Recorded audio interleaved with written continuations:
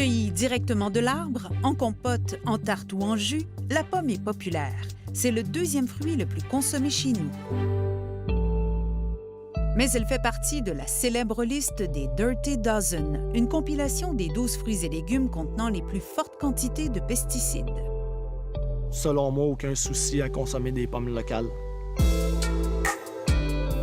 Au verger Saint-Paul, on compte plus de 50 000 pommiers qui peuvent être aspergés une quinzaine de fois avec différents acaricides, fongicides et insecticides chaque année.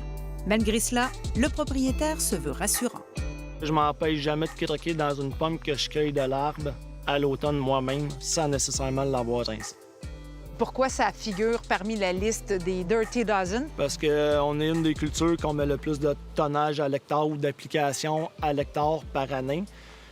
On y va pas avec cœur faire un autre traitement, on y va vraiment de façon raisonnée pour avoir les plus beaux fruits possibles. La pomme, c'est vraiment une culture qui a beaucoup d'ennemis.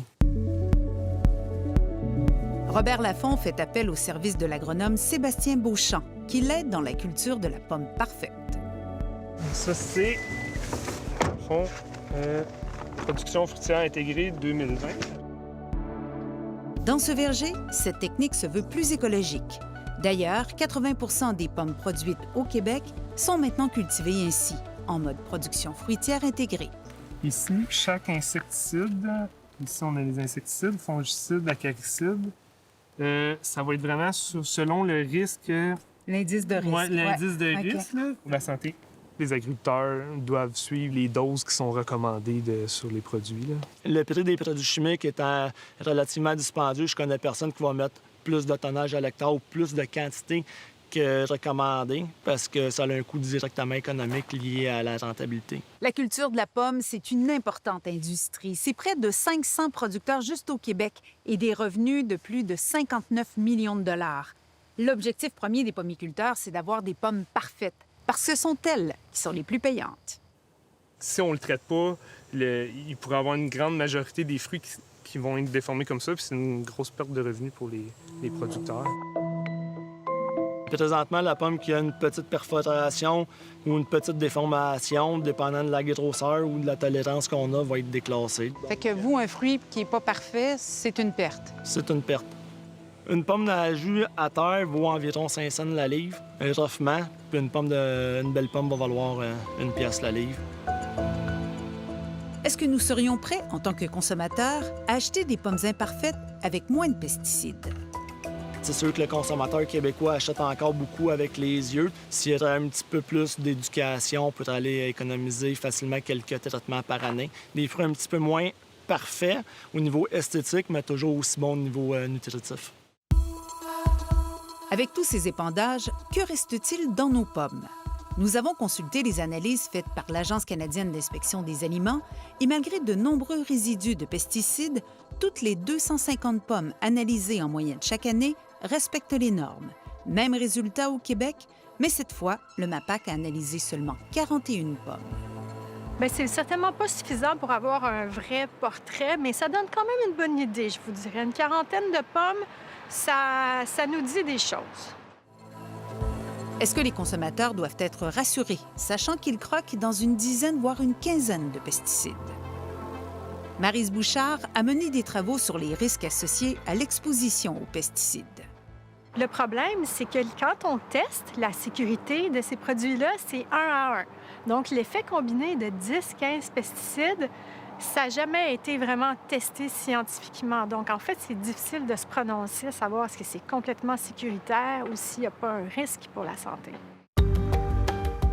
Personne à la santé publique au Québec ou à Santé Canada n'a voulu nous accorder d'entrevue à la caméra pour nous rassurer.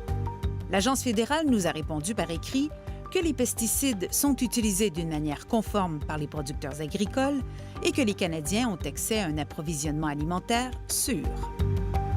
Les normes, elles sont très souvent respectées, en effet, mais moi, en fait, ce que je questionne, c'est la validité de ces normes-là. Est-ce que ces normes-là correspondent vraiment à la réalité, à quelque chose qui devrait, sur quoi on peut vraiment se fier?